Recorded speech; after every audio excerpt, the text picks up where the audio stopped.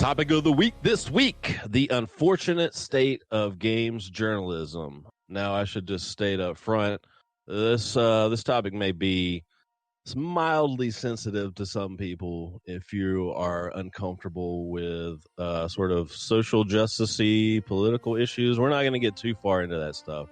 I'm going to try to keep it all above board here.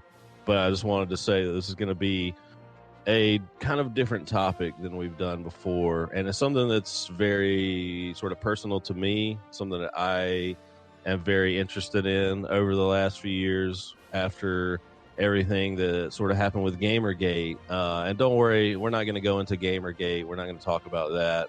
There's plenty of information out there about what Gamergate was. I'm pretty sure anyone listening to this knows what Gamergate was and what happened. But basically, it's a story all about how games journalism got turned upside down when a couple of feminists were up to no good, started making trouble in a neighborhood. But yeah, we won't really talk about that, but we'll talk about what sort of happened since then, which is the split that happened in sort of the way people think about and talk about games, and how games journalism kind of turned into games political activism in a way, and how all these sort of game journalists want to have these hot takes and just complain about weird things in games that, like, no one ever talked about this stuff really before. And while I think some of it is relevant to bring up, and I never have a problem having a discussion about anything, as you'll see with some of this, I think you're going to be a little bit surprised by how crazy and just like way out in left field some of these people get with some of this stuff. So the first example I got is this Kotaku article about Barrett's voice acting in the new Final Fantasy VII remake. All right, so this article was written by Geeta Jackson, and she is a black female writer, contributor to Kotaku. So her articles a lot of times tend to be from a black perspective, and nothing wrong with that. But I feel like it tends to sort of color her opinion and stuff on video games. And I don't know, when people start talking about this stuff, I'm always worried if they're doing it from a standpoint of like, are they just using their race or gender to sort of prop up a way to find controversy where there is none? Or is this a legitimate concern that we should be talking about and be worried about? So I'm going to read a little bit of this article here. And then one of the first lines she has is like, I've never played Final Fantasy VII, and because of that, I'm interested in the remake. Okay, so already she's established that she has not played the original game, but she's interested in it. And I'm sure as a person that's in the games industry, journalism side of things, you can obviously go look up stuff and find relevant information. I don't think you need to have played everything, but I feel like if you're going to write an article about this, you probably should have played the game or know a little bit more about what you're talking about instead of just having secondhand knowledge. But let's continue here. I didn't learn that Barrett was a pretty egregious stereotype of blackness until long after I had internalized the idea that my video game fandom was incomplete if I hadn't played Final Fantasy VII. Barrett is a stereotype of a gruff black man in the English translation of the original game. In Kotaku video producer Tim Rogers' analysis of the translation, he points out how the English translation, which he says was done by a single person in 2 weeks, inserted that characterization after the fact. Barrett's characterization in this version involves an exaggerated black dialect, and his retranslated dialogue now also emphasizes Americanized ideals and masculinity, in what Tim describes as the most important text box in Japanese role-playing game English translation history.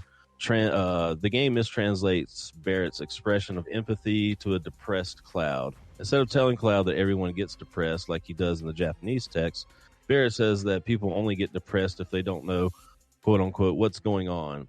The fact that that line is preceded with the line, yo, Jess, think about it. How many black people in the world do you think really understand themselves? Further reinforces Barrett as some kind of hyper-masculine cartoon, not a fully realized person, but a Mr. T facsimile full of weak bone motes, or bon mots, I don't know how you pronounce that. This depiction plays into racist assumptions people make about black men, not seeing them as full people, but as hulking masses of muscle that sometimes provide folksy, wisdom. Now, I was going to throw it to you real quick and just get your sort of initial reaction to that. I just like I don't want to downplay it or minimize it. Like, I know it's a problem, but when I saw this, I just face palmed because I'm familiar with Gita Jackson's work, and almost everything that she publishes on Kotaku is always an outraged result. It's always like, this is a misrepresentation. Look what they did now.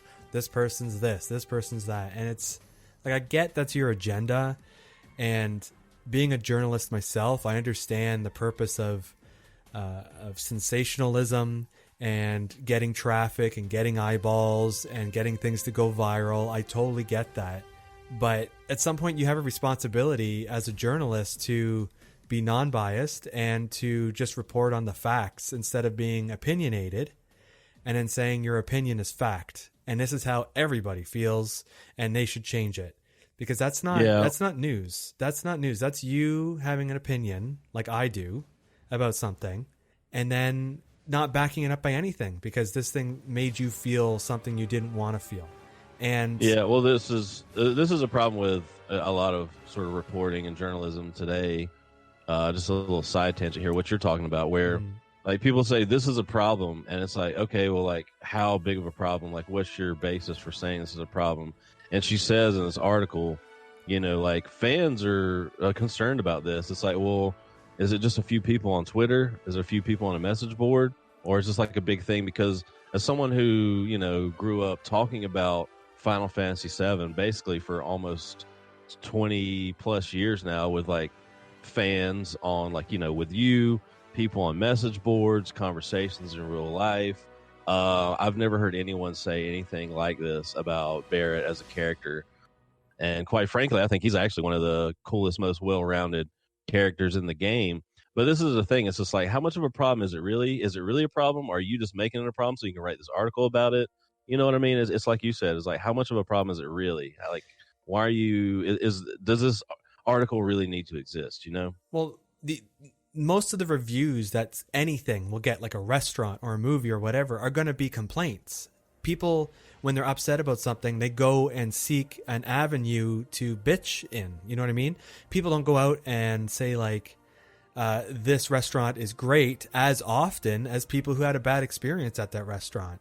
So if Gita went online and saw a bunch of people tweeting like, oh man, what's up with his voice? It's so stereotypical. Are there people going on Twitter and like, I really like Barrett's voice, without even knowing that it's an issue? Do people go out and like comment and praise the voice? You know what I mean? Like, no, nobody does. So you're only seeing the negative shit. And that happens in journalism all the time. It's the squeaky wheels. And that is, it's the illusion that is the majority, and that is the actual commentary or narrative that everybody in the world has. Like, just plus, I mean, Twitter is a hotbed for hot takes like this, and these games journalists tend to siphon themselves off in these little bubbles where everyone sort of agrees with what they say, and they're following people that also sort of just reinforce their worldviews and their opinions. And then they get on message boards like, you know, Reset Era, which is basically just a leftist video game forum at this point.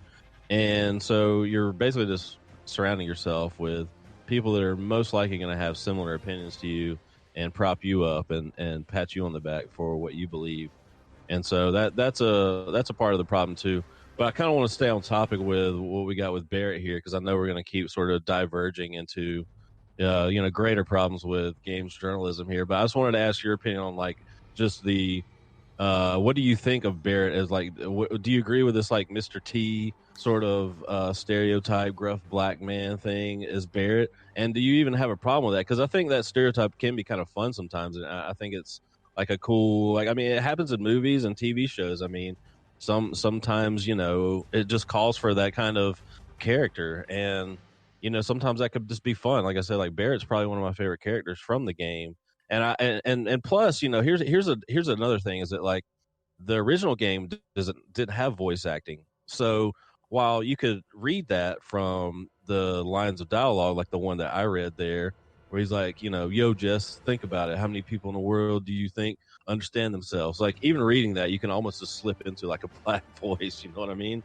And so, like, I get it to a certain degree, but I'm just saying, like, is it that much of a problem? Like, is that such a bad thing to have that kind of stereotypes? Because we're talking about a Japanese game here, and their characters are usually like over the top, like, like very articulated and just like, like very animated and like just kind of over the top anyway. And so like I feel like it just feels like something that would be in there. I don't know if I'm just trying to make excuses for it. What do you think? So, like, being a big fan of Final Fantasy franchise in general and playing Final Fantasy 7 like 4 times in my life, yes, Barrett does give off Mr. T vibes by the way he talks. He does. I don't have a problem with it, but I'm a white person, so I can't really say that I feel like I'm being marginalized. It's just, that's what it is. But the way I look at it is Mr. T is a character. He's a person. That's his persona. And to say like, oh, well, they used Mr. T as a template to make Barrett and that's how he speaks and whatever. Well, what's wrong with that? That's a character.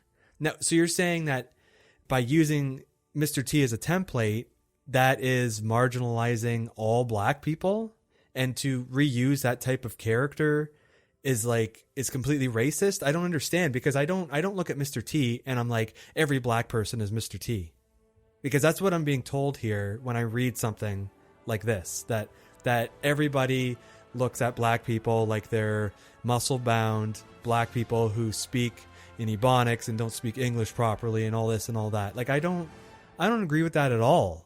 It's a character. There's tons of white characters across all art forms and entertainment that are all different types. Like, some people of lesser intelligence, some people who barely speak, some people who are very intelligent, some people are this and that. So it's just a character. It's as individual as we are. So I just don't understand the outrage. Well, it's just like, it's the same thing. And I mean, they do this with like white people in games too. Like, anytime there's like a slightly dumb person, he's a fucking dumb redneck hillbilly. Sure. And wears like overalls and like, yeehaw, little man me. And it's like, that's a character too. And I'm like, that's funny to me. I don't care. It's not making fun of me. It doesn't represent all white people. That is a stereotype for a reason. And it's funny, but I'm just saying you could make the same argument for plenty of other things. And that's true. I just don't know why. I mean, I understand that. So here's part of the argument for this is just that, like, at the time, I don't think there were as many. I mean, I would have to go back and look at this one day, and maybe I will. But at the time, there weren't as many black characters in video games, like back in the 90s when this was, when Barrett came on the scene. So, I guess from a certain point of view, you could say, well, people that would want this in a Final Fantasy game or a video game, maybe this wasn't the best representation of black people. But like I said, I think if you talk to most Final Fantasy fans, Barrett was one of their favorite characters because he was very well rounded. Like I said, I mean, he had an adopted daughter. He was all very eco-friendly, like all caring about the environment, the world, and very anti-corruption, capitalism. And there's all these like traits that are like very positive and very like sort of different, maybe even than your typical like Mr. T character or whatever. So I feel like that's just kind of worrying about his voice and the way he speaks. As if that's not something that's like kind of true in a certain way in certain parts of the world. You know what I mean? I don't know. I just don't think it's something to make this big of a deal about. Well, we've said this before. They would find something to latch onto, to get mad about. And it's just nonsense. I just think it's sensationalism. It's just trying to make a big deal out of something so people talk about it and share that article. And it's just about money. Like, I don't... It just makes me sad that somebody would just be so upset about this and not see the broader scope of it. Because like you said, like, rednecks speak a certain way in video games, and that's how they're depicted, and in movies and everything else, and they look the same, and they always wear overalls, and they always are super thin and don't fit into their clothes and dirty. And it's just... there's people like that do exist, unfortunately. And it's just... like, what are we supposed to do? Someone's going to be offended by anything you do. So what's the answer? What's the don't put black people in games? Okay, then don't put white people in games. Let's not use people who exist on Earth at all. Let's just use aliens or shadows. And then someone's going to complain like, "Oh, I have a shadow, and my shadow doesn't look like that. My shadow doesn't cast a certain way," and blah blah blah. Like how ridiculous can this get? I have a mid-fat shadow, not a small fat shadow. It's ridiculous. Like everyone needs to calm down. Everybody's fine. Nobody's like going at it over the things that they show on the news all the time. It's a very small group of people. And going back to this, like I wish the voice is the only real new thing coming out of this, because it like you said, it wasn't voiced. It was all text. So I'm surprised they're not complaining that he's wearing fucking sunglasses now, because he never did in the original. Like, is that a problem? Like, I don't know. It's just so annoying. Yeah, but I don't know. We'll move on from this topic, but it'll be a good one to start out with, because we're both familiar with Final Fantasy and the character of Barrett, and we both had kind of mentioned this to each other in conversation a couple of times, so I figured I'd put that at the top so we could both kind of kick this off with that. But what I'm going to move into next is the another Kotaku article, oddly enough. This from Kotaku UK. From a person, Laura Kate Dale, which I think just recently, as of maybe even yesterday, said that she is moving on from Kotaku and going back to a solo journalism sort of career. Now, this article in particular here is about Smash Brothers Ultimate Persona 5 DLC, which she claimed contained a disability slur.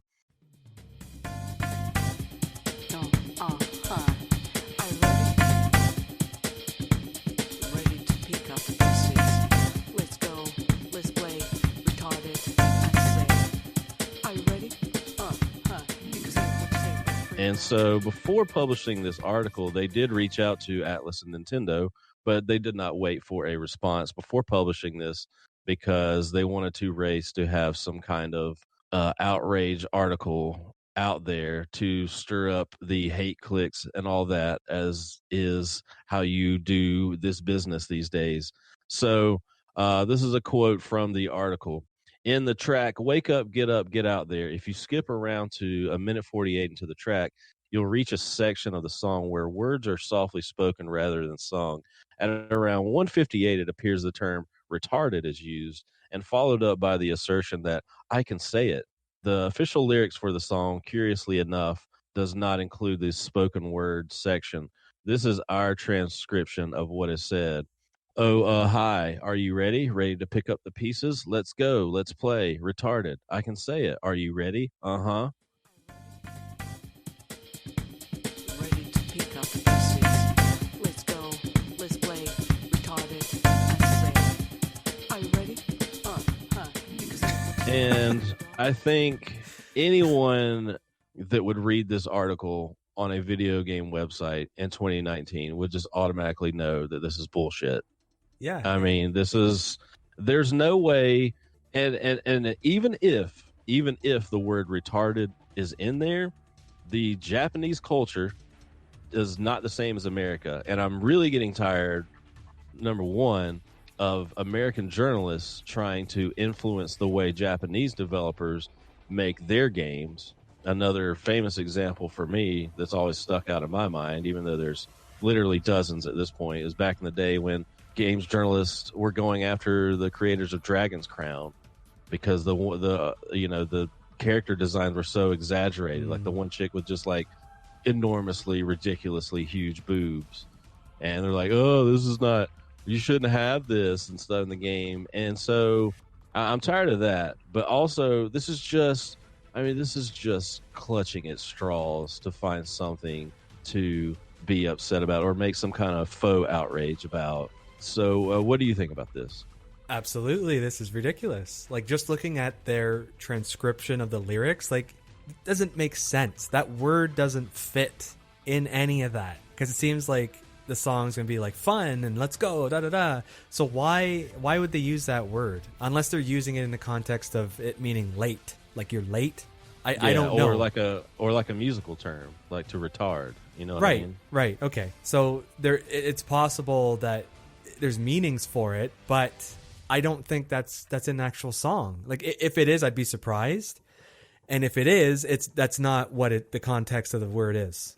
The word does also mean other things other than what these people are saying it means. So it's unfair because now you're just barring out that whole word. Like that word can never be used because there's one specific context where it's negative. Yeah, and what's funny about it is that like we're gonna create this cool DLC for one of Nintendo's most popular franchises, but in this song, in this one little part, we're gonna sneak in the word retarded, and let's see if they notice. It's like, well, why would anyone do that? Nobody. It's like no one would do it on purpose, first of all, and if it did happen, it was by accident. And like I said, there are cultural differences between Japan and America. They are not fucking crybabies about words and all these little things over there. I mean, they have their own weird shit like blurred out porn and stuff, okay? But I think it's fair to say that they don't adhere to these social justice rules and laws that are being thrown down by American games journalists at this point. Or in this case, a UK journalist. But yeah, this is really silly, but I think it's just worth pointing out because I know a little bit more about this person. I used to listen to a podcast that had Laura Kate Dale, and not that it's really relevant, but she is a trans person, a male to female, but she has a history of like really bad takes like this. So some of the stuff that she's done in the past, she said that a host at an Xbox One event back in the day said it thing and this one to her while he was on stage, like misgendering her. It has since come out because I think you can actually watch the event, stuff like that. None of this was said. I believe he referred to her as this person, and this person to these transgender people that care about pronouns so much would mean someone that doesn't have a gender. And so it was just this whole weird thing. She claims at E3 one year that she was like almost kidnapped by a Uber driver, even though she never filed a police report or anything further, went back when people asked her if this really happened. She just, I don't know, she has a history of like questionable things. I included an article in here written by someone else, oddly enough, another transgender person named Sophia Narwitz, which is someone I follow that does a lot of good gaming opinions and reviews and stuff out there. So just to keep it tit for tat, this is a transgender person criticizing another transgender person. But yeah, it's not worth going into all this because you could have a whole topic on just this person. Like I said, I used to listen to a podcast she was on. I eventually had to stop listening to it because I couldn't take this kind of shit anymore. But then, is there anything else you want to add to this? I mean, they came out and apologized after the fact because, again, I said they reached out to Nintendo and Atlas beforehand, which they should have waited for an official response before publishing this article, but that's not how this works. So they had to, put out basically an I'm sorry, telling be like, well, this is a mistake. We shouldn't have done this. We'll be better next time. And so, yeah, but, they're not going to learn their lesson. This will happen again next week or the week after. It's just a thing. It's a cycle now.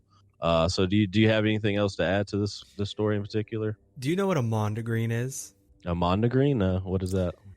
It is basically misheard lyrics or a sentence or anything. You just misheard it.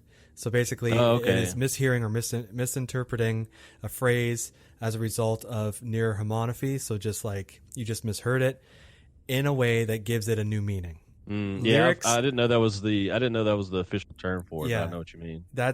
A few years ago, I heard about the term and I was like, oh, that's what it's called. So everybody knows tons of songs where they just have either made up lyrics or it's fun to just mishear the one part of the song and say it differently. And yeah, like the famous example is a Jimi Hendrix song, like "Excuse me while I kiss the sky," but people thought it said "Excuse me while I kiss this guy." Yeah, there's there's probably billions of examples, and in this case of what we're talking about here with the use of the certain word, I just think it's a mondegreen, and of course, it's possible that this person just wanted to hear something in it. Or maybe they were on a website, somebody pointed it out as a joke, and then they're like, oh man, I'm going to be the standard bearer for this, and this is my new topic that I'm going to write about today, and it's going to get so many views, and they just like went to war over it. That's the unfortunate thing. I mean, even me, now that I've become like invested in like paying attention to this stuff and watching it and documenting it and showing the eventual downfall of what's going to be games journalism and so many other things in the world, because this is a problem that's not exclusive or unique to games journalism. This is happening with journalism across the board. But yeah, even as someone who like has really gotten ensconced in this kind of stuff, this social justice movement, this sort of culture war stuff going on online, I mean, it does like sort of warp your brain where like now I'm even looking at this stuff and being like, well, where's the faux outrage going to come from this? You know what I mean? Like you get into a mindset where you're like, how are people going to find something offensive about this? What are people going to have a problem with this? What's the hot take going to be on this story? How are people going to spin this in a way that's completely irrelevant to what's actually happening so they can prop up a narrative or a political agenda or something like that?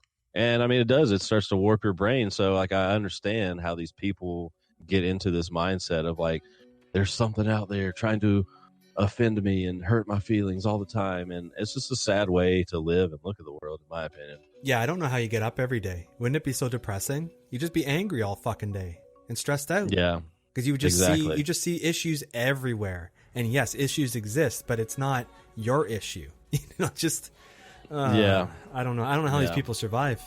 All right, moving on to the next one here, though. This is an article on, was it VentureBeat? I guess it was. Yeah, VentureBeat by Dean Takahashi. Is a 30-year journalist, which about a year ago, maybe a little more, maybe 2 years ago, became super famous and mocked online for his inability to get past a Cuphead tutorial. I don't know. Have you ever seen that Cuphead tutorial where that games journalist couldn't fucking get past his part? No, I've played Cuphead a bit recently. It's hard. It's a hard fucking game. But I don't know what the tutorial but I'm saying like. the tutorial part, it's probably not worth describing it on here, but I guess I will. But it's just basically he's going through the beginning, and like there's a part where there's like a column, and you got to jump on this box and then jump up and then dash across so you can jump over this column. And it even says so on the screen. Like it tells you literally what to do. Press X to dash right over where you're supposed to dash. And this guy just keeps running at the wall, trying to jump from the ground, jumping on the box and trying to double jump. Even there's I'm telling you, if you just Google VentureBeat Cup, like it comes up immediately. Like people were mocking this forever. Okay. So I don't really know that much about this guy. There's been like games journalists that I've followed for a long time, or just kind of like seen enough to like I have an opinion on them. I don't know that much about this guy, even though apparently he's been in journalism for 30 years. Pretty sure some of that is definitely not with video games if you can't get past the tutorial. But the article we're talking about today is this one about Call of Duty, the new Call of Duty coming out. This is like a preview of Modern Warfare game that's going to be coming out this year. The reimagining or remake, technically Modern Warfare 4, but I don't know. I don't know much about it. I'm not a Call of Duty person. That's not really the point. Point here is that this Dean guy has a really bad take on what we should do with this game. So I'll start out with one of the first lines. He says, I have been a Call of Duty fan from the first game in 2003, but I have never wondered about this question before until now. Should this particular game, Call of Duty Modern Warfare, be made? The small glimpse I've seen of it so far tells me no. And right away, you're just like, so you're saying this game shouldn't be made because something made you feel uncomfortable. So the next line is, I was quite uncomfortable as I watched the gameplay demo of Modern Warfare. And then we're going to get into why he feels uncomfortable here. And a lot of it's really stupid to me. But the game differs from other gritty combat games based on who is in each room.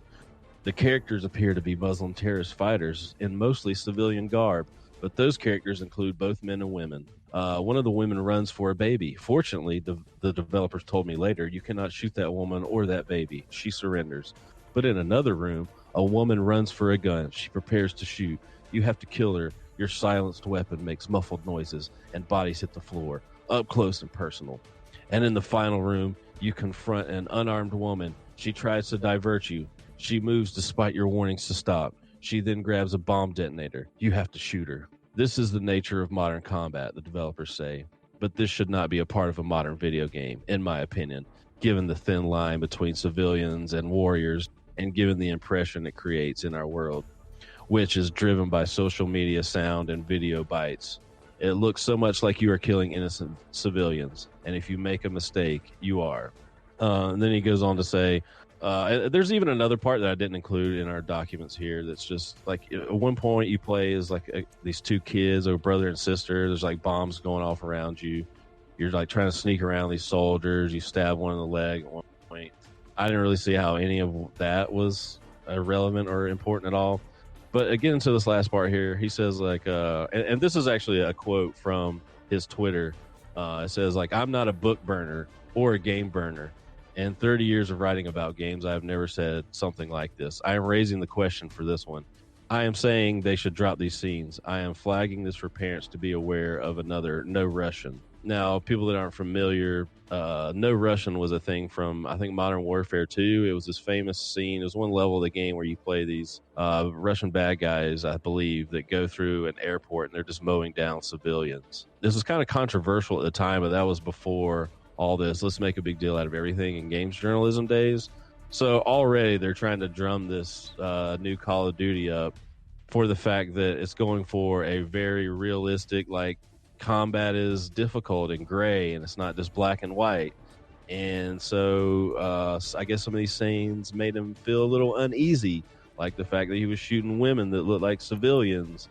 And, you know, I've seen this kind of come up a few times now where some of these games journalists, even though they're like, we need more women in games and we want equality, anytime like they have to start shooting women in like these scenarios, they start feeling like really weird about it. And I'm like, well, this is what you asked for. I don't know. What do you think about this hot take? Like, I understand what he's saying. Unfortunately, like, feeling that this is wrong because it made you feel bad, to me, it isn't enough to like say you can't develop this game, because this is showing you something and you're responding to it in a way that's making you feel uncomfortable. And I think that's the purpose of it. The purpose is to show you like how awful things can be, how the lines can be blurred. Are we not allowed to make people feel uncomfortable anymore now? You know what I mean? Like, it's like there's a, like, you can't, why not cross the line? And like, I know I'm familiar with the No Russian thing, and I remember when I played it, I was like, holy fuck, like, this is insane. I didn't delight in it. I wasn't doing it and was like, yeah, I always wanted to do this. It was like, I'm being forced to do this in a video game. I know this is a video game, but it's disturbing as fuck. But I wasn't like, this game needs to be burnt. It needs to be like hidden away. It was just, I think it was made to show you how horrible this shit is and to like make you experience something so terrible. It has a statement. Yeah. Well, also, couldn't you just walk through that section and not actually pull the trigger in the No Russian level? Like, I'm pretty sure you could do that. Yeah, I don't know that remember for sure, but I think so though. Like, I remember hearing at the time, like, if you just wanted to walk through and maybe the other people beside you are going to be killing people, but you don't actually have to pull the trigger. So that's just one of those things. Like, I understand this gets into a little bit of a weird territory where like you have agency when you're playing a video game. And so you're the one having to shoot people. You're the one having to do stuff versus just watching it in a movie. But I still, like you said, why can't we have things that make us think and make us uncomfortable and stuff like that? Like, isn't that what we want from games? Isn't that what a lot of these people want, is for this stuff to be like validated art? Like, don't we want video games to make us ask questions and think about things? I mean, that's what these people proclaim to want all the time until something makes them uncomfortable or something doesn't agree with their worldview, and then they want to try to shut it down. I mean, I'm just looking at things like, you know, shows like Game of Thrones, for instance, okay? They contain nudity, sex, rape, death, murder, incest. I mean, fucking horrible things. But this is like a beloved show by like millions of people. And why can't we have these sort of weird, sometimes uncomfortable topics and things in a video game? Like, is nudity ever going to be allowed in a video game now? Anytime you're going to show someone will be like, oh, it's a woman. Why is there a naked woman in this game? And like, can we not talk about, I know it's uncomfortable and no one likes it, but like rape or like just weird stuff that's like a part of life. Like, why can't we just have these things in video games too? Like, not all of them, but some of them. Why can't, if you have something to say about it and you have a valid point of view, then why can't you express that in a video game? I feel like in order to have dialogue started, there has to be a level of people either not understanding what's going on. or people need to be like uncomfortable, because usually people who are uncomfortable about something want to avoid the whole situation, don't want to talk about it, don't want to be educated on it, don't want to see like a new perspective. And to me, like I don't shy away from things that make me uncomfortable. I want to understand. I want to know why this person does this or why this person lives this way. It's interesting to me. And for a game to have a woman who's like running for a gun, and before she gets you have to shoot her, unfortunately I'm sure that's happened a lot of times in real life, and maybe you don't want to act it out in a video game, but it opens a discussion to, yes, women are in these scenarios, in these war-torn areas, who are making these panicked decisions to do something because they think they're going to get killed, so they're running for whatever, and then the soldier has to kill them first because it's kill or be killed, and then there's a discussion. It's not like you shouldn't kill women, which is kind of what this article is saying. And if I forget the guy's name, but if this guy was a real journalist for 30 years, he should be saying the other side, saying that it's creating dialogue, it's opening up people's minds. Like if I can sit here and just say that without even being in the industry and knowing that you have to show both sides of the coin, why isn't this guy doing it? He's just hammering it home that it disturbed him. There's no place for it in our world. And I disagree with that. I totally disagree with that. There's tasteless things you can do, and I haven't seen the gameplay he's talking about, but there's a way of opening up that narrative and having you play a certain way and disturbing the player so that they think and sit back and say, holy shit, I didn't realize this. I didn't realize the horrors of war. Instead, I just play multiplayer all the time, just gun people down and go for my kill-death ratio. You know, there's more to it. Killing is not a simple black and white thing. It's just, I don't know. And that seems to be what they're going for in this, where they're trying to say that like everyone has a point of view in war. Like some people think they're the good guys and someone else is the bad guys, and people don't have all the information, and people just react in the moment because you're in a fucking war zone and bad things happen. Even good people do bad things and stuff like that. But like I said before, this is part of other than the argument you can make that like you have agency and you're the one doing the particular acts in a video game, I still don't see how this is that much different from. Would you ask for a scene like this to be removed from, I don't know, like Homeland or something in a TV show that deals with topics like this? Like, I mean, why remove it from a video game? And like I said, even going back to the no Russian thing, that was a thing that you could go into the options and make it where that level didn't appear playing through the game. Like you could take that out if you wanted to. So people are aware of this stuff, but I just don't understand why we have to be this worried about things like this. Like it's just, like I said, it just doesn't make that big of a deal to me. I don't know. All right, and then moving on to the next bit here this is a article from Vice, which was formerly Vice Waypoint, which I know I've talked about them a little bit on the podcast. Cynthia knows my relationship to those writers. We talked about the one article in a podcast or two ago about the woman that was talking about the Resident Evil 2 and how she wished she could be an EMT kind of worker in the game. So these are the kind of people over there. Recently, Waypoint was folded into Vice Maine. So this is like, I guess, one step toward the beginning of the end for these people, because these far left games journalists that are all out here just preaching all this stuff, talking about everything from just a social, political point of view. I mean, their days are numbered. Like people are tired of reading this stuff at this point, so they're all going to go the way of the dodo. But this article in particular here is stop turning Overwatch characters into cops. Okay, so this is another problem we have with some of these people where, now granted, there's plenty of problems with the police. Okay, like not all cops are bad, not all cops are good either.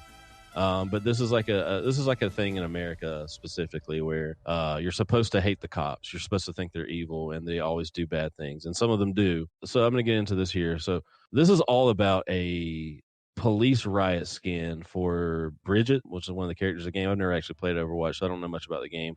But so Blizzard is an American studio. If you haven't been following American politics these past few years, have been a time of reckoning with the ongoing militarization of police forces throughout the country and the way that communities of color bear the brunt of this violence. And Bridget's a cop now, not even a particularly fanciful one either, as her design is clearly based on actual riot police gear, even sporting the Polis or police or whatever logo on her chest, armor. Polis being Swedish for police to reflect Bridget's in-lore Swedish background.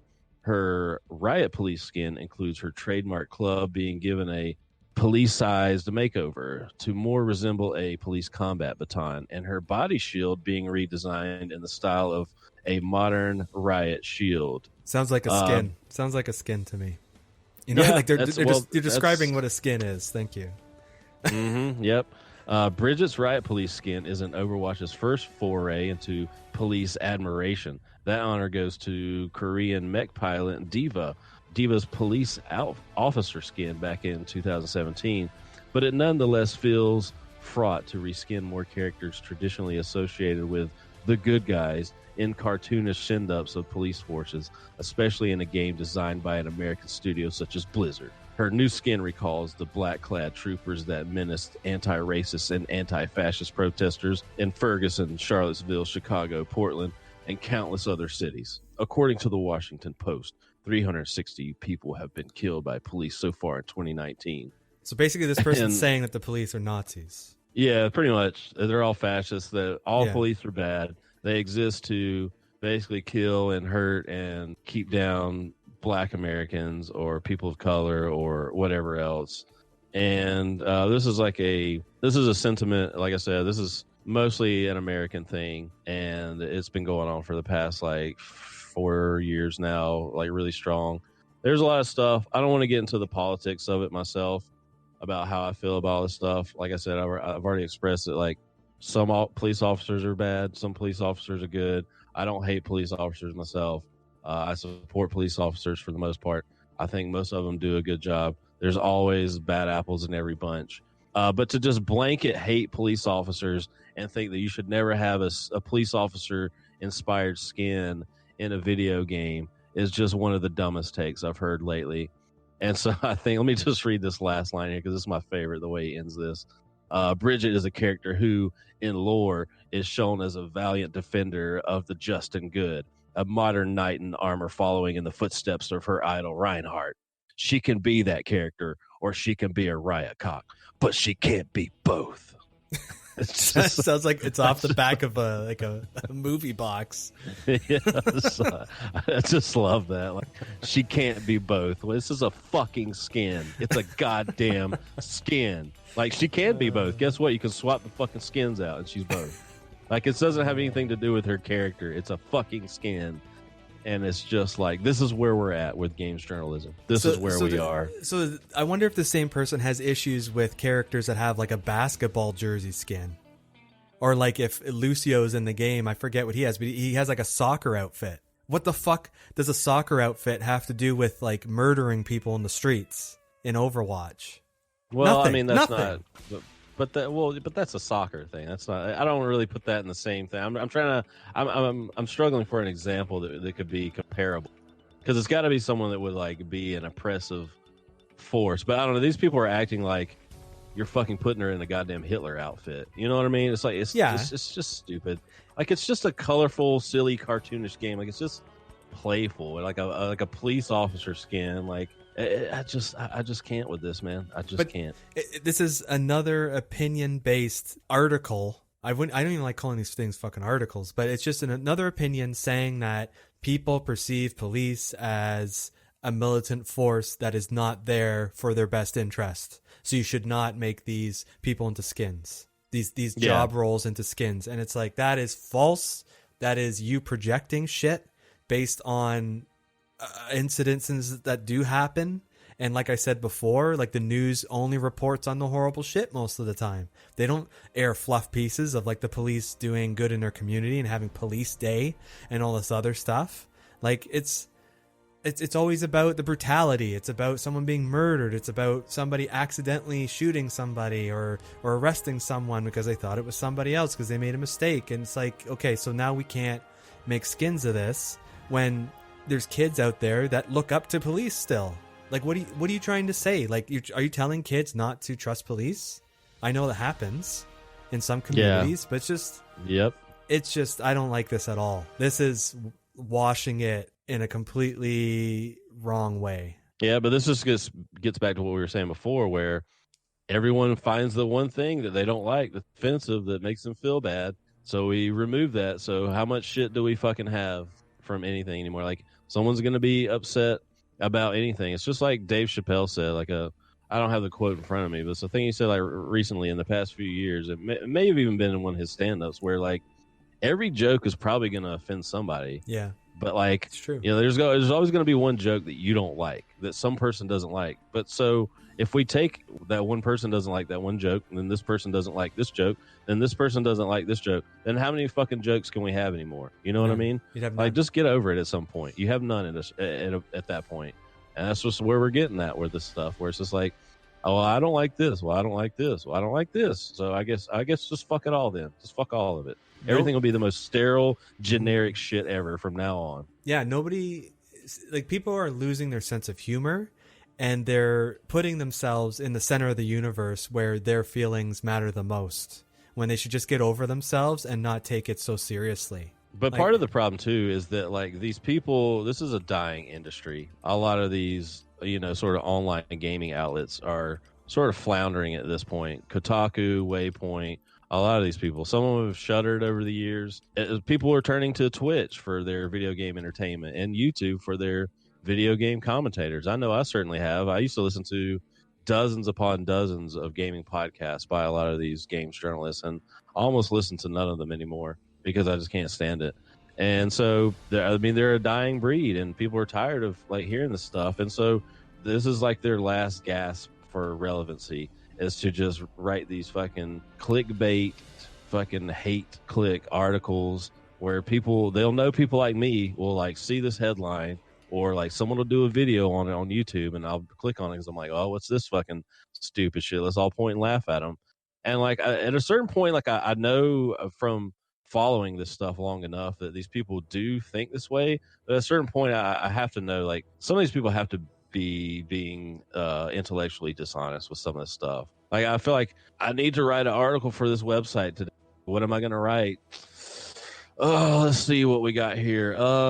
Bridget's got a new police skin. All right, let's make up some shit about that real quick. You know what I mean? Like, how much of it is that too? It's controversy, you know what I mean? So, right? yeah. And so it's hard to tell, but regardless, if you're going to put this out into the world, then I'm going to make fun of it, and so is everyone else. And it's amazing, honestly, the industry of people who just fucking hook these motherfuckers up to a plow and just make money off of making fun of these idiots. But yeah, it's just hard to say with this stuff, but when I read stuff like that, I just feel like, man, you're just wanting to like pull in that police angle on this somehow, and that it just rubs me the wrong way, man. It's just dumb. Like I said, it has no bearing on her characterization or anything that happens in the story. There's no story in Overwatch. I know there's like a lore, but like a skin has no bearing on anything. So fuck off. Just fuck off. Well, now that she can be skinned as a police officer, riot gear, whatever, she can go in and beat the other characters down, and it could be police brutality. So now people can live out their fantasies in Overwatch. Yeah. I guess that makes sense. Mm-hmm. Yep, it certainly does. All right, we'll move on to the next one here, which is this is my favorite one. I'm sorry, folks, I'm going to be laughing at this because this shit makes me fucking laugh so hard reading this. But this is from Polygon, famous old Polygon. At one point, they were the industry leader of fucking bullshit, garbage, hot takes, and social justice nonsense. I quit reading the site entirely 2 years ago. I just will not go there. I only hear about these articles and stuff secondhand. But this one is funny and it's relevant because Rage 2 just came out. But all right. Rage 2 is a fun game that makes me feel like garbage. So that's the headline. And so this is by Polygon writer Chris Plant, who's been there, I think, the entire time the site's been up. But so apparently he was born with what's called a cleft lip, which if you look at pictures of him, like I don't see it. I mean, I kind of do, but I don't really notice it. It's not like a big deal.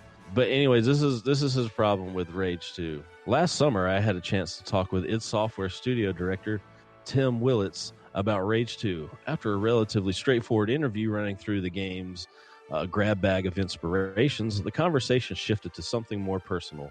my birth defect and how the game presents it as a crude joke. Rage 2's publisher Bethesda had just revealed a 1999 collector's edition that would come with a talking robotic bust of Ruckus the Crusher, one of the game's many Goliath mutants. Like all the other Crushers in the game, Ruckus had a gash running from the top of his upper lip through his nose, as if its face didn't fully form at birth. The mutation I explained to Willits looks like an exaggerated cleft lip and cleft palate. The original Rage used similar imagery for its mutants, and I told Willits how disappointed I felt to see the sequel following the same path. Fiction has long associated clefts with both villainy and mental health disorders, and it appeared the Rage franchise would perpetuate this cruel, damaging misrepresentation to a broad audience. I'm sorry. I just find this funny. What do you think about this before we continue? I'm sorry this person has a cleft lip. I just think he's being way too sensitive. Like way too sensitive. And he's self-conscious of his scar or the cleft lip. So how is his insecurity of it it's just hard for me to understand, because when I've always been really heavy. I've been fat. When I see a fat person in a game and that person's like a pig and it's eating, I'm not like, hey, that's what you think of me? I'm a fucking pig. You know what I mean? Like I don't associate that. And I know this is much more personal, but it's just you're being way too sensitive here about something because unfortunately you're still insecure about something on your face, when in reality it's like, well, this is me, I should just live with it. Who cares? Yeah. This game isn't about making fun of you and people with cleft lips. It's just a design. Like it's just hard for me to put okay, I'm gonna get through this little interview part here and then we'll continue this. Okay. Willits, to his credit, was receptive to the feedback. Here's the relevant portion of our interview. Willits, quote, "So you feel that it's a little insensitive?" Plant, "Yeah, it makes me feel a little uncomfortable when it's always the bad guys that have the upper lip and nose removed effectively." Willits, I never really thought of that. I mean, we try to make, Kenneth Scott was our art director for Rage 1, and yeah, I mean, I feel kind of bad sometimes now. Sometimes it's hard when you live in that world, so you're like, oh, these guys. So I apologize, and yeah, I'll talk to the guys. Plant, "Sure. Are mutations normal for the heroes too in this version of the game?" Willits, "It's mostly the bad guys, but we do have some. The heroes in Rage 2 are not as pretty as the heroes in Rage 1. Someone did like the Girls of Rage posters and stuff, so we're trying to be a little more balanced. And the Avalanche guys have been very good about being a little more sensitive, so I do think we have a better balance." He goes on to say, "I've now played a significant amount of Rage 2, and I have to wonder wonder if Willits forgot to have that conversation, or if that conversation was it closer to a cost-benefit analysis? Will enough potential players be upset to warrant the investment in improving these character designs?" I mean, can you fucking imagine? Wow. Sitting down with a fucking game developer and having this fucking conversation. The privilege. Imagine the privilege. You know what I mean? Like the way this guy's like, I played the game now and they didn't fucking listen to me. Like, yeah. It's like, oh, I'm sorry, all the art assets and the collector's edition that was probably being made and all that. Yeah. I don't know how many people were born with a cleft lip and all this stuff. I don't want to assume to know, but I would say like 0.0000 something 1%. And yeah, we should change the entire game and the art assets and character models, because one little idiot like you might be outraged about this, might have a problem with it, might make you feel bad. And like I said, I know that sounds insensitive, but I mean, Jesus Christ, how much more of this stuff are we going to do? But like I said, can you just imagine, like me personally, if I had the privilege of sitting down with a game developer and being able to talk to him about his game, and I know this was just one portion of the interview, but I just I never imagined feeling so fucking important that I would bring this up, even if it did make me feel uncomfortable, even if it is a relevant point of view, even if it's something worth talking about. I mean, we're talking about it right now, but I would never do that because, like I said, I just cannot put my brain in these people's or their brain in my head and figure out where they come from with this shit. I just can't. But I mean, I'm sorry, but I just find some of this funny. I almost just copied and pasted the entire article. So it's funny. Like I said, it I is know funny. I'm being insensitive, but it's fucking funny to me, and I can't help but laugh. But just listen to this shit. And besides, I thought before diving into Rage 2, how many times could they use this cleft imagery in one game? A lot, it turns out. So, the cleft is used with such frequency that it feels like a visual cue. The exaggerated cleft signifies the most mutated of mutants, subhuman beasts that are caged, ridden like horses, or mounted like animals. On some level, Willits told the truth when we last spoke. The good characters aren't as pretty as they were in the original Rage, though most of the women in the game easily fall within that realm. Women. But their designs aren't thoughtful or interesting either. The artists depict the spectrum of weight and age with the grace of a Mad magazine cover.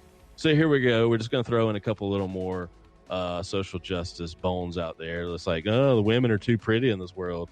Oh, and the artist didn't depict the spectrum of weight and age with the grace that I would like. And it's just like, okay, whatever. Midway through my time with Rage 2, I sprint through a sticky nightclub, one of those forgettable video game environments that transitions the player from one big action set piece to the next. It's the sort of generic area you see in the same art asset on the wall a half dozen times because, hey, the space isn't a huge priority. This is funny. On the wall, instead of posters, hang a series of identical mutant busts, all with the same exaggerated glove. This isn't a crusher or the scientist beast, and the asset, while custom, is not central to the game. Now, I'm no expert in game design, but I feel confident saying these busts could have been removed with minimal time and effort, or it wouldn't have required canceling pre-orders, delaying development, or halting production on novelty special editions. I love how they always immediately contradict themselves, like, going back to the Call of Duty thing, like, well, I'm not asking for book burning, but I'm asking for book burning. It's just like, I'm no expert on game design, but let me tell you what you should have done here. And it's just like, fuck off. But here it is anyway, another mutant with a cleft, letting me know this one is truly subhuman, so far from the other humans that it can be mounted like a hunted animal. It adds the tiniest environmental flavor for some players, but makes others feel like absolute trash. Others. He's saying there's more. So I would love to know who he spoke to in the cleft lip community to see, like, did they have a petition? There is one. This is cleft lip community. It's a support group forum. They have fucking labels like how big someone's fucking cleft is compared. Like, they have the small clefts, the mid clefts, the fucking the infini clefts. They have all that shit in there.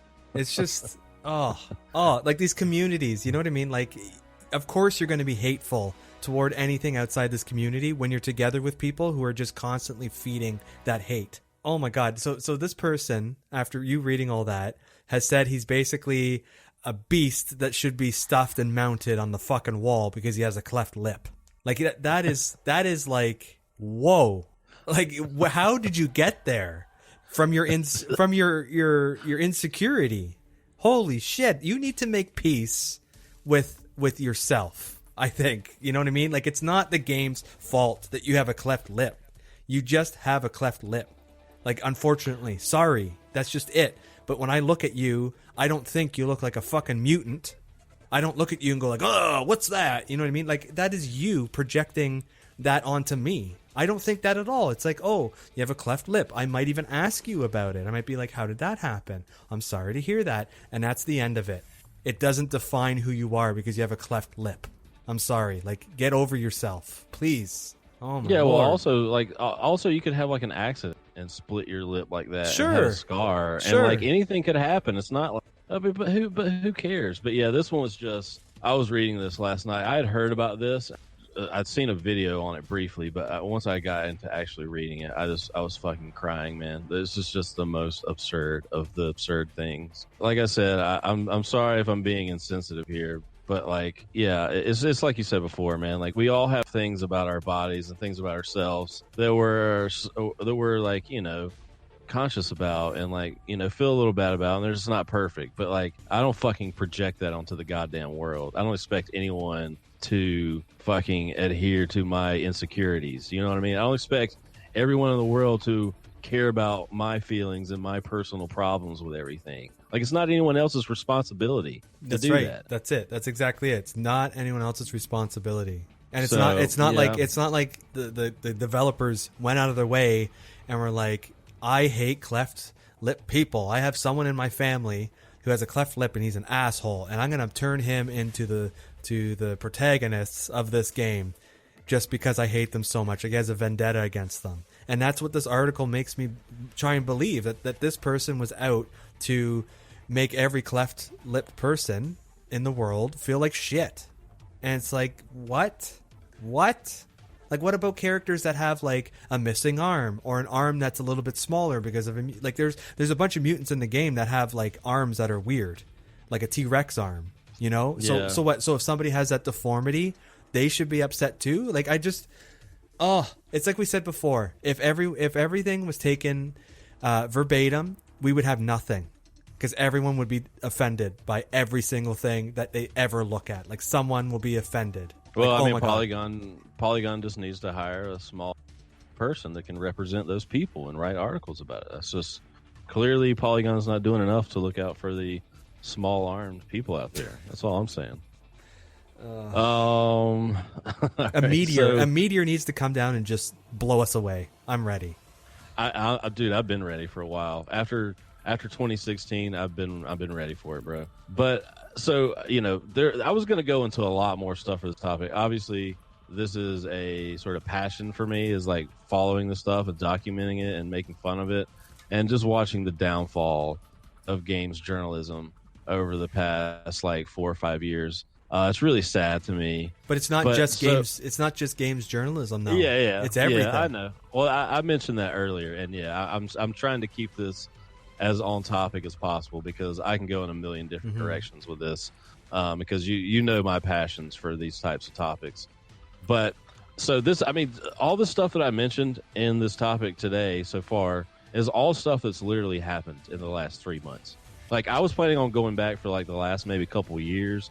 I mean, there's stuff you could talk about, like, when there was the whole controversy with, what's her name? Like I said, I don't know the Overwatch characters. The girl that had like the butt pose and all that. Oh, you remember Tracer. that?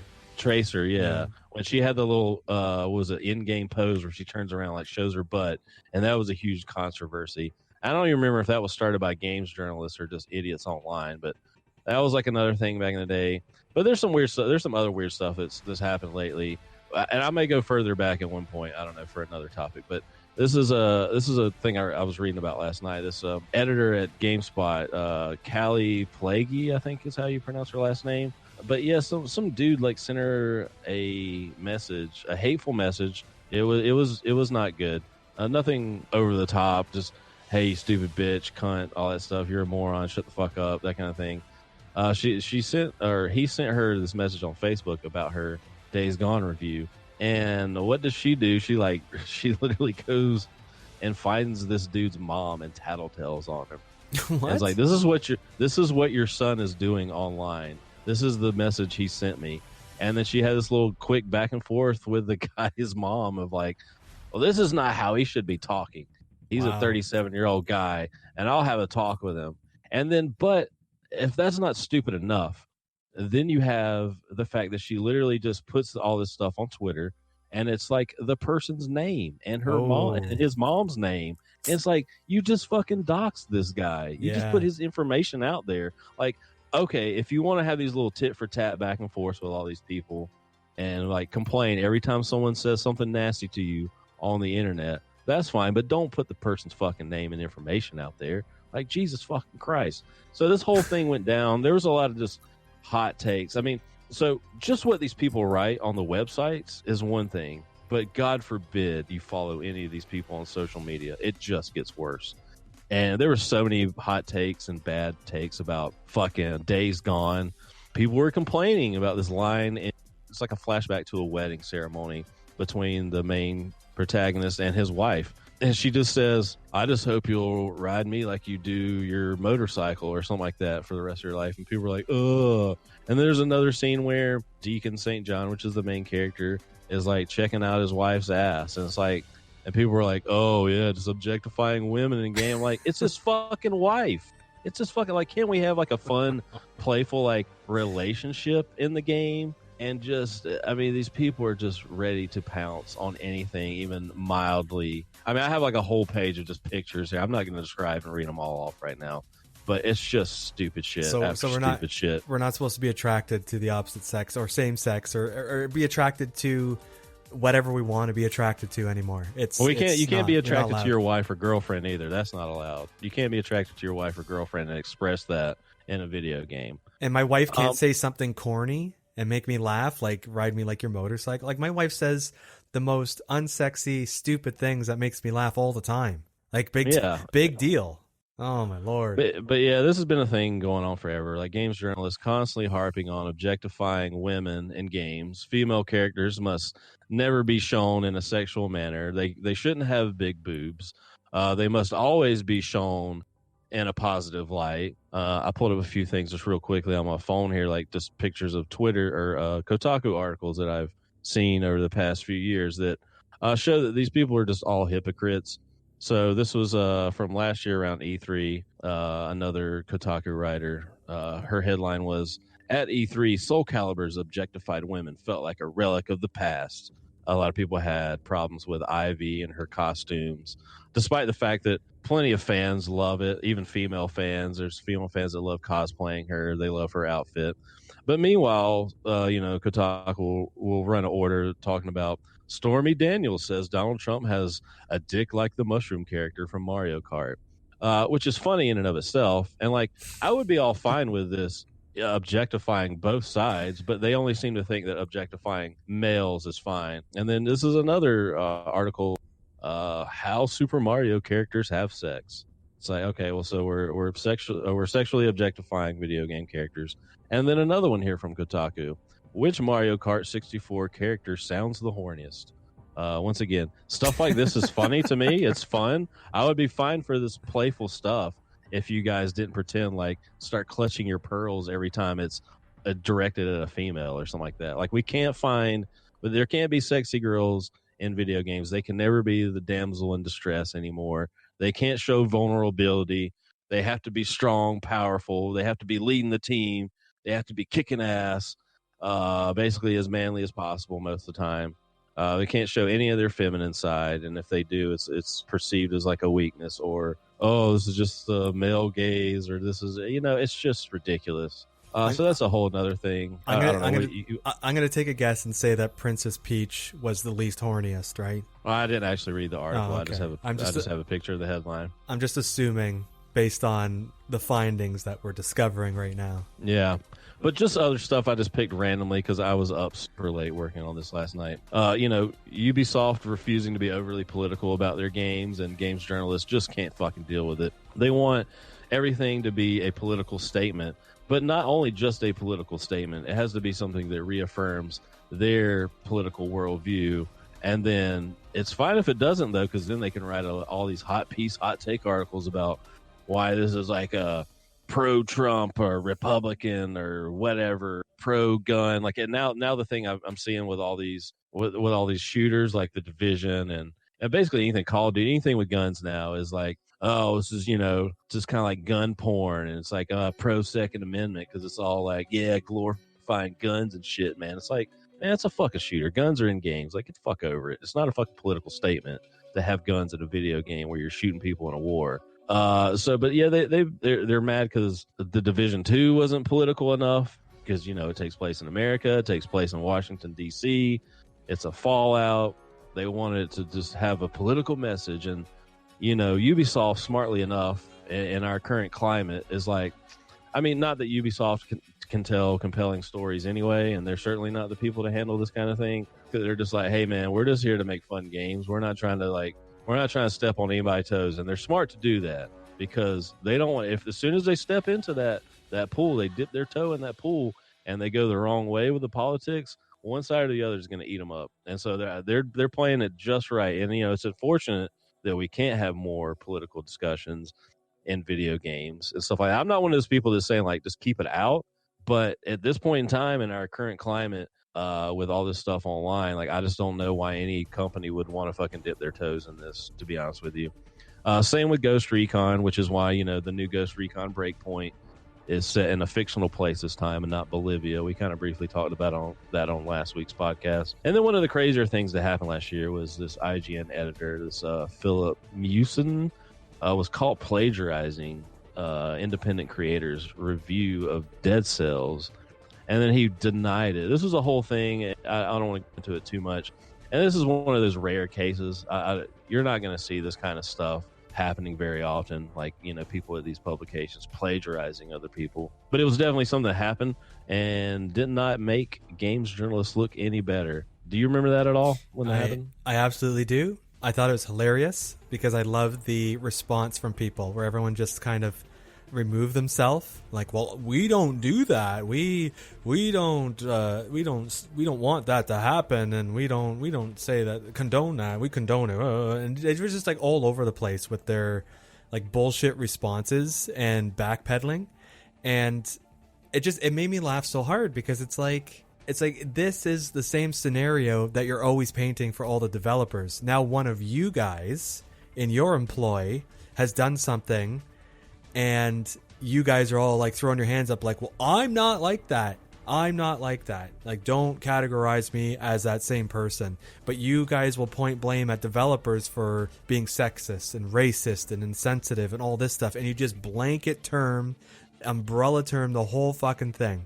Like, all these people are like that, and your whole existence is writing articles to get eyeballs and to cause controversy. And now you guys have controversy in your own fucking bed, and you have to backpedal and and damage control. Well, I did feel slightly bad because, I mean, I'm reasonable about all this stuff. Like, I don't just blanket hate all games journalists. There are some that I still respect. Like, even though I don't like his politics and he says some stupid shit sometimes, I do like Jason Schreier from Kotaku. Okay, so I'll put it out there that I am reasonable. Okay, like he's literally the only person that I know of that's actually doing games journalism anywhere anymore. And there's other little people here and there. I'm not going to go down a fucking list of names, but I don't hate everyone. I'm not just there's some people out there, like the really heavy pro Gamergate people are just like fuck everyone in games journalism. I'm not that person. Yeah, so I did feel a little bad when this happened. I'm like, well, this does make you guys look bad. I mean, I know you couldn't help it that this fucking guy did this shit, but I mean, they did handle it right for the most part. They immediately removed the shit, they acknowledged it, and they let that guy go. So they dealt with it in a good way for the most part. But yeah, I mean, it's just funny when something like this does happen because they spend all this time like trying to build themselves up as being very important people that, we don't have any to worry about our ethics or anything like that, which was sort of what sparked Gamergate back in the day. And to be honest, I never had too much problem with games journalist ethics. It's just, to me, I think they just have, like I said, they're just activists now, and they just have an agenda. And a lot of times I feel like they just use video games to like piggyback their worldviews and write these articles about shit that they would maybe sometimes rather be writing about, quite frankly. And it's just funny anytime some of this stuff does happen to them, even though sometimes like this one was like, this is not a reason to think that every fucking reviewer is like balled out or like just doesn't do the work or doesn't play the game. I mean, there's plenty of criticisms out there that I've seen that are just stupid. Like all these people that say that, anytime like a video game publication gives a game a bad score, like a Nintendo game, they're like, oh, well, you're just fucking PlayStation fanboys over there. That's why you did this. Or like, oh, well, that review was paid for. It's like, no, that doesn't fucking happen, you morons. Like if you're going to have an argument against this stuff, save it for stuff like this. You know what I mean? Don't just blanket stupid shit like that. People don't like when their opinion's challenged, so they have to label those people as aggressors. You know what I mean? Like instead of coming to an understanding and discussing it, it's just it's you're against me or you're with me. Like that's it. That's all that matters. Black and white. And a lot of the stuff that we talked about today is very much black and white, and it's very hard to tell if it's legit. Like, do these people really believe this, or do they have their agenda and they need to get traffic onto their site and eyeballs and ad revenue and all that shit? Like, what is actually happening here? Like social media Yeah. has fucked up everything. Yeah, exactly. And plus, like I said, I mean, it's not. I don't recall ever seeing articles like this, at least not in this abundance. So that in turn makes me think like, well, this is now you're just putting on a show. Now you're just seeing like, oh, well, this in the wake of like Trump's election and Brexit and Gamergate, like you saw how much like heated controversy that caused, and some of these game journalists were in the spotlight then, and everything was about video games. And there's still even other industries now that like proclaim that Gamergate was like ground zero for all this kind of shit happening online. And it was kind of, in a way, it kind of was, but it was happening a little before that. But I just don't remember seeing people talk about all these fucking social issues in video games. And so when you have this much of it, like I said, everything I've talked about today, other than a couple of things that reach back into last year, this is all stuff from the last 3 months, dude. Like this is hot takes and bullshit stuff from the last 3 months. And this is just the stuff that was surfaced to me that I found. Like, I'm sure there's other stuff I don't even know about. Like, I don't go through and read all these gaming sites every day. Like I said, I usually just have people that I follow on Twitter and YouTube and stuff that kind of surface this stuff to me. And some of it I see. So this is just a small fraction of the problem. And like I said, it would be different if like an article came up like this came up every once in a while and it felt like it was relevant and needed, and not just like every week. All right, where's the outrage? What can we get? What can we complain about? You know, it's funny because when I was thinking about this topic, I realized that I have like an internal filter for this crap, so I just ignore it. And when I read about stuff, I'm looking for like the news, like when is the game coming out? What are some new game features? Show me some videos. Like what else is happening? And I don't really care about people's opinion about social issues, unfortunately. Like, is there a place for it? Yes. Is it done in a responsible way? Not all the time. No, it's very much people standing up on a soapbox yelling and screaming to try and get people's attention, saying, hey, look at this injustice, we must fight it. And that, to me, like, I don't read that stuff. And if it's in an article that I want information out of, I will skim it and completely ignore that stuff because I just don't have the time to put up with that crap. I don't care about that stuff.